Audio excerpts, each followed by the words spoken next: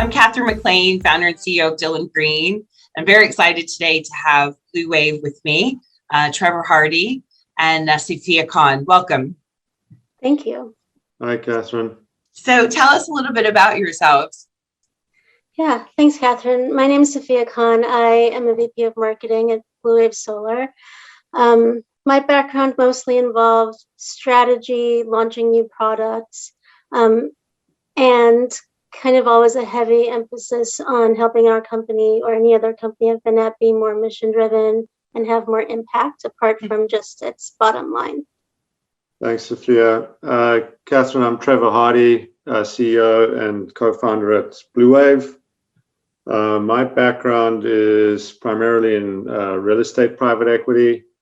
I left that business in 2011, wanting to do something more meaningful with my life, and joined up with John and Eric and co-founded BlueWave. They'd started the company the year before, and I was the third partner in the boat with them. Yeah, I spend most of my time focusing on how to get the company from A to Z. I'm not smart enough to understand a lot of the more visionary aspects of the business, but take a lot of direction from folks like John, Eric, Mark, Sylvia, Larry, a number of folks in our organization who have a really great ability and capability to look around corners, and I focus on working with the team to get us there. Great. And just in case any inquiring minds want to know, where is your accent from? You have to guess. South Africa. That's right. Yes. Yep. I only knew that I was born in South Africa. Yeah, you would know that. Yeah. Born in South Africa. I worked for a year in London, or studied in South Africa, did all my schooling out there, worked for a year in London, and then came to grad school in 2000. First time I'd ever been to the US. Thought I was going to be here for a couple of years, and here I am over 20 years later with my wife and two kids, and nice. Very happy to be here. Nice. But still very much in love with South Africa. And rugby, I take it. Oh, yes. Yeah. So I want to talk about the fact that you all are a B Corp. I'm really fascinated by B Corps. There aren't a lot of companies in our industry that are B Corps. I think 3 Degrees comes to mind. So tell us a bit about what a B Corp means and why exactly you received this status. Yeah, I mean, we proceeded, for us, it was a very natural thing to do. Catherine, a triple bottom line approach has always been just the way that we have done things. I said, my own career progression, I wanted to do something more meaningful. So, thinking about and seeing the development of these solar projects is a lot more than just putting modules in the ground. Has been a core part of our DNA from the get-go. Yeah, so that I think is a key part of the reason why we chose to become a certified B Corp. It really just followed from what we were actually organically doing as a company and a team anyway. Mm-hmm. And I want to give John DeVilliers, who's the chairman and co-founder of the company, a lot of credit for setting that tone from the get-go. Mm-hmm. It was one of the key reasons why I knew that John and Eric were the folks that I wanted to work with and partner with to build a company. And John has been great over the years in not only setting that tone, but also holding us accountable as a team. And we're very proud of what we've accomplished from a B Corp point of view. We've been voted amongst the most impactful companies in the world over the last 2 years running, and we still have a lot of work to do. Mm-hmm. But taking a very holistic approach to what we're doing is, I think, just part of who we are, and most importantly, a big part of the people that we hire. Yeah, I'd add to that, Trevor, that on the one hand, being a B Corp means you go through a very rigorous certification process, as you probably know, Catherine. And for us, we're constantly trying to increase our score, not to win, but basically because it helps us be even more mission driven and more impactful across the triple bottom lines. And to Trevor's point just now, Catherine, you mentioned that Chad Nichols. Chad mentioned to me a few weeks ago, we were just talking, and he said one of his greatest fears would be working for a company that wasn't a B Corp. And even someone like Rachel, who's our office manager, she's so heavily involved in the B Corp community. We have a lot of people who came here because we're B Corps, and they live that authentically as individuals, and working at BlueWave gives them an additional value to their work. Yeah, no, you're 100% correct on that. It was very important to Chad when he was looking at organizations. And, I definitely think it's important to a lot of people, just from an employee point of view, your suppliers, customers, everyone. There's only positive things that can come from it. Safiyyah, I want to talk about this anti-racism action plan. BlueWave established this anti-racism action plan last year that includes specific action items like setting up anti-racism advisory board, providing anti-racism training, recognizing Juneteenth as an annual firm holiday, and examining your hiring processes, pay, equity, and retention, professional training programs. What progress has BlueWave made on this plan so far, and what are some lessons that you can share with others that may want to implement this? Yeah, thank you. Trevor and I were saying we could talk about this for a half a day. It's been so important to us in the past year. I'll start with the progress. So as you kind of alluded to, the way we built our program, it was very much hands-on. We didn't say that we were going to throw tons of money at it. It was more so we were looking at how could we build a program that was authentic and impactful for where we are, but also that would be impactful in the long term, not just when basically all eyes weren't on this issue like they were at this time last year. We wanted to build something that would be really sustainable for us and for the industry and for our communities. So those were the three pillars we tried to act on internally for the company, what we could do to further our industry and what we could do for the communities that we work and live in. Internally as a company, we've gotten a lot done. There's certainly things we didn't get to yet, but still intend to. But we were able to do things like we did implement a formal process for assessing all of our employee compensation to ensure that we removed any sort of basically prejudice there and how people were compensated, how they were promoted. We expanded our recruiting and hiring practices, and we're already fortunately seeing results from that and having a more diverse executive team already. One area that we didn't get to in the past year and that is still very high in our list of priorities was that we found a phenomenal justice, equity, diversity, and inclusion consultant who is a Black woman-owned B Corp, Tessie Consulting. We plan on bringing them on board later this year. But we had, when we first built the plan, had intended to have already done that at this stage. I just wanted to share with you things that we also didn't get to do yet. The other bucket is about bringing justice, equity, diversity, and inclusion to the industry, not just in how we work in the industry, but perhaps helping others, our friends and competitors and allies in the industry to create more of a diverse clean energy industry. You may know that it's a very well-intentioned field, but it's also very much filled and led by white males. It's also very accessible mostly to more wealthy, upper middle class and wealthy communities. So in terms of the industry, what we thought we could do most easily and most sustainably was to create more pathways for young people from either lower income or more diverse communities to have access to the clean energy industry. As you and your listeners probably already know, young people tend to be networked based on what their families and communities are entrenched in. So if they're not in communities where people are already working in these industries, they may never have an opportunity to say, hey, can you get my kid a job or an internship next summer? Or can I get a job there, right out of college?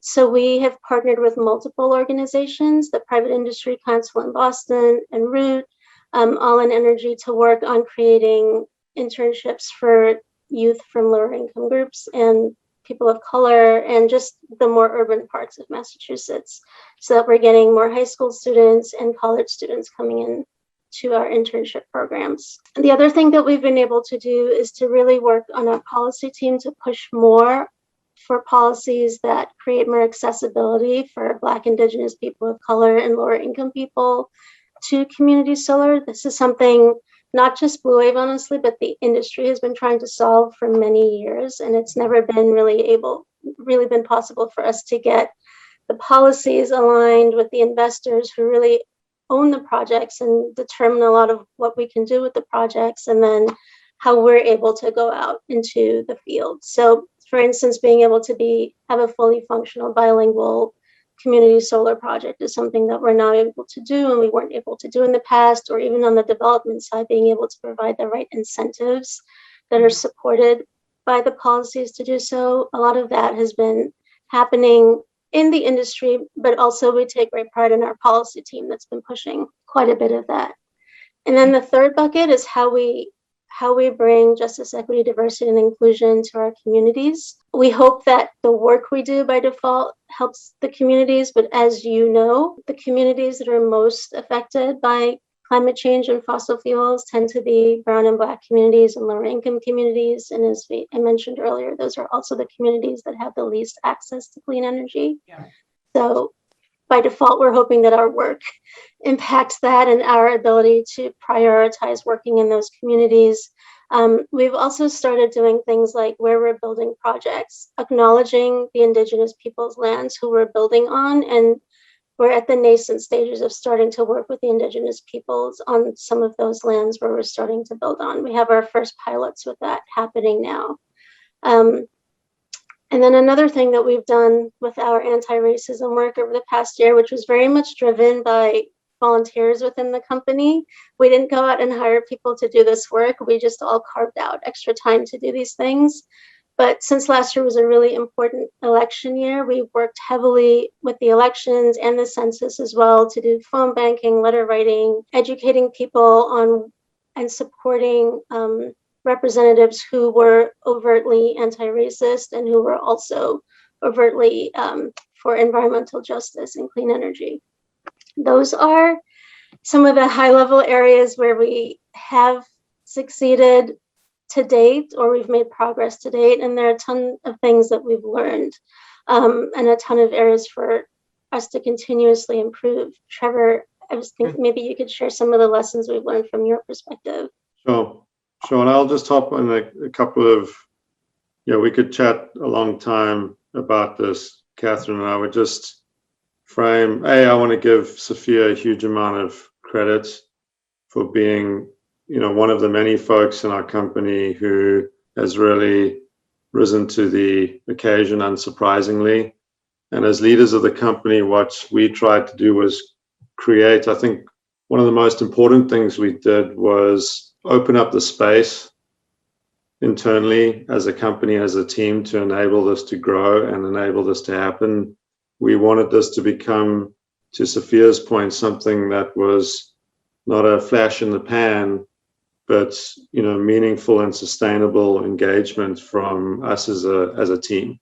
Mm-hmm. So Safiyyah and a number of folks internally deserve a huge amount of credit for all the great work that they've done. For me personally, I'll be honest and say I don't feel I've done enough yet. And one of the key challenges, and I was going to mention this earlier, of being a B Corp is balancing the three aspects of that triple bottom line approach. This is something that I care very deeply about personally. I grew up in apartheid South Africa. My parents insisted that we go to fully integrated schooling. My parents insisted that we learn how to speak a Black language. Diversity in the workplace, diversity in the community is a core part of one of the principles that I stand for and we stand for as a company. It's also a very meaningful part of core mission and our goals. I mean, we set out as a company and a team to revolutionize the energy world. The key part of that mission is providing access to everyone. Renewables should not be something which is enjoyed by wealthy families.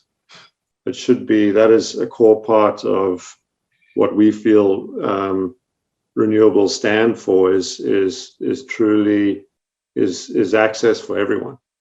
Mm-hmm. And I think the industry as a whole has got a lot of work to do on this front. and we're pushing really hard, and we feel really grateful that we're in a state like Massachusetts, which is probably, I think, one of the greatest renewable incubators in the world. We're working very hard, and we worked really hard to join the industry and establish a meaningful community solar program in the first place. And we're now also working very hard to make sure that low and moderate income families get access to renewables as well, which has been a real challenge from a financing and a bankability standpoint, but we're getting really close on that. So, I would say the biggest challenge to address Safiyyah's question in terms of lessons learned is just how do we balance this and how do we make this a sustainable initiative at BlueWave going forward? I'm very confident that because of the sort of grassroots nature that this has built, that this has established itself internally with our team, that effort is going to be enduring. And it was also, I think, a very meaningful rallying effort or rallying initiative for the team during the whole COVID epidemic last year, where we were all remote. And this was very, very clearly something that's an initiative that the team felt really deeply about. And I think to some extent became a bonding initiative for our broader team over what was a very, very difficult time.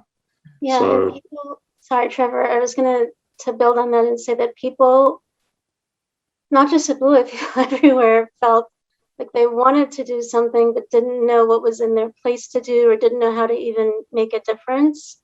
And us working together really, we were able to hone in on, as a company that cares about climate change, how do we use what we're working on to solve that problem to also address systemic racism overall, but within the energy world. And it gave all of, myself included, Trevor included, it gave all of us actual frameworks for how we could make individual impact and impact as a company.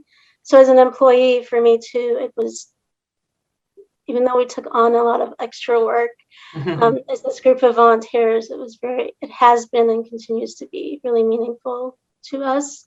Something else I wanted to add, two other things in the lessons learned. One is that because we did this as a grassroots, we have some ground rules if you're doing this work with our volunteer team, and one of them is your job title has no merit in that working group. We're all equals in that group.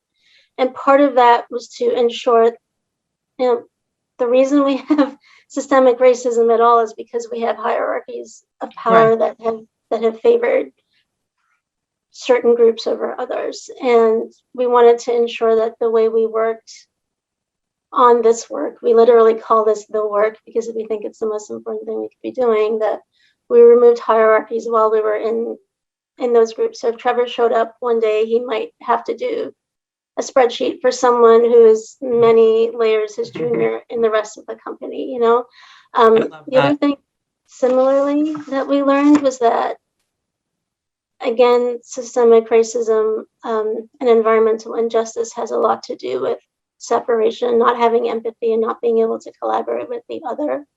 And we tried to structure our work internally on this work differently than we do in the rest of the company, so that we actively fostered valuing empathy and collaboration more than we necessarily would in our regular day-to-day work. There were qualities that we have highly prioritized in how we did our work and continue to do so. It's almost like a social experiment. Can we create a reform in how we lead an organization and how we get things done together in a way that could be replicated in society if we wanted to? Gosh, that's a lot. It's a lot of work. It's really impressive. I'm so proud of you all. And I think companies are really going to benefit from hearing from this, and hopefully we'll follow suit. I also want to talk a little bit about mentorship, which I know is something else that you all are very passionate about. The vast majority of marketers are women, as you've said before in some of your talks, Safiyyah, but less than 50% are CMOs. What would you say are some of the critical factors in your career success thus far? And whether it would be mentors or anything else that has got you to where you are today? Mm-hmm. When I when you first said that question in my mind, it was sort of like, well, what success do you mean? Because Yeah. it could be, is it your actual career path, which might be a typical idea of success? Is it how much you're actually fulfilled by the work that you do? How much you feel like what you're doing is kind of aligned with who you are on the inside? It could be financial, it could be or how much freedom you have. For me, all of those things are things that I judge success by. I've told Trevor and I about this anti-racism work. I've spoken many times, and I've told him it's a bit dramatic, but I truly ask myself on a regular basis, if I died tomorrow, would I be okay with this decision I'm making right now? Would I be okay with how I'm living my life right now? And that has a lot to do with what I consider success. But you're right about mentorship. I think from a purely professional perspective, that half of it is, have you chosen work that you're great at and you're working really hard and continuing to learn and grow? And the other half is that we all stand on the shoulders of giants and the people who went before us. That stands for any path you're on. It definitely stands for women. I've been extremely fortunate to have had over the years phenomenal mentors, both in I grew up in product management and then moved into marketing. So in those fields, and also as being a woman in energy, I've had phenomenal mentors there. And there are people that I mentor and I learn from them as well. So I think there's the standing on the shoulders of giants. Another aspect of that, we were saying that Trevor is from South Africa. I'm from Trinidad and Tobago. I was looking back recently and noticed that for half of the really meaningful jobs I've had, like my first job and that got me on the product management path, and then my first job in energy, those were really pivotal jobs for me. The people who hired me were all either immigrants or women of people of color, and none of that ever came up in the discussions. But in retrospect, as I look back, I think that's part of why we need diverse leadership, because it creates more diversity in our workers themselves. And in addition to that, I've been able to have some really phenomenal managers, advocates, some of whom are white males, and they're just like we talked about, the collaboration and the empathy, someone who's empowered to advocate for you, which isn't always the case, but those are cases where, again, the shoulders of giants have been really meaningful to me. And as an individual, I would say I've also spent a lot of time and money investing in pursuing work and pursuing a lifestyle that for me aligns, like I mentioned earlier, my inner self and my outer self, because that gives you a lot more to give to your job and gives you many different layers of fulfillment in what you're doing, which probably applies to a lot of people at a company like BlueWave, where most of us are there because of mission. And we're there because, yes, we may be great at marketing or developing projects or whatnot, but we're also able to bring our whole selves to work, and we're surrounded by these phenomenal people doing the same thing. Yeah. So interesting that the point that you said really stuck with me was that you didn't realize at the time, when you look back, a lot of the people that had given you the shot were people similar to yourself. And that's why it's so important. Like I'm such an advocate for networking, because I think networking, giving to others first and not expecting anything in return, pays dividends. That whole, the whole ethos of being a serial networker, that's what I think it is. And I think it is by helping other people in your situation, which is why I love what I do, because I love helping women, because I'm quite passionate about women, because I'm a woman. So it makes sense. I have a similar experience, Catherine, where I was a young fellow off the boat from South Africa, had absolutely no network here whatsoever. I knew no one. And had it not been for one fellow specifically, who was my first boss, who I interned for my first summer in the US, who took me under his wing, is an Irish Catholic fellow from Charlestown, and Jimmy Trevors. And Jimmy took me under his wing and gave me a shot. Yeah. And if it hadn't been for that, I wouldn't be here where I am today. No question about it.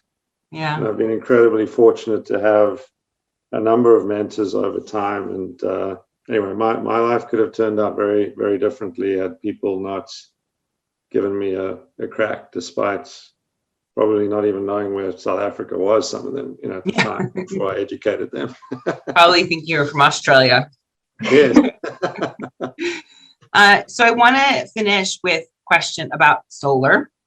So BlueWave has quickly emerged as a leader in agrivoltaics. So for anyone that doesn't know, the dual use of land for both solar and agriculture. I'm interested to know what motivated BlueWave to get involved with projects like these. Do you think these projects come with a higher upfront price point? And if so, do you still foresee BlueWave working on many more agrivoltaic projects in the years to come? Do you want to take that one, Trevor? Absolutely. Dual use agrivoltaics is going to be a huge part of what BlueWave does going forward. Yes, it's more expensive. You've got to raise the entire system another 6 to 8 feet above the ground relative to a standard ground mount system. Why we went down this road in the first place, again, it was just part of our DNA. We've worked very closely with a lot of farmers, not only in the US, but also in South Africa. We have a large, meaningful pipeline of projects down in South Africa. I come from a farming family in South Africa, and I understand what it means to have steady income coming in the door. Farming can be one of the most volatile and risky, unpredictable industries to be in. And trust me, I know that, because every October, November, I'm on the phone with my old man trying to understand what the mango and lychee crop yield will be this year, because my parents' livelihood depends on it. Yeah.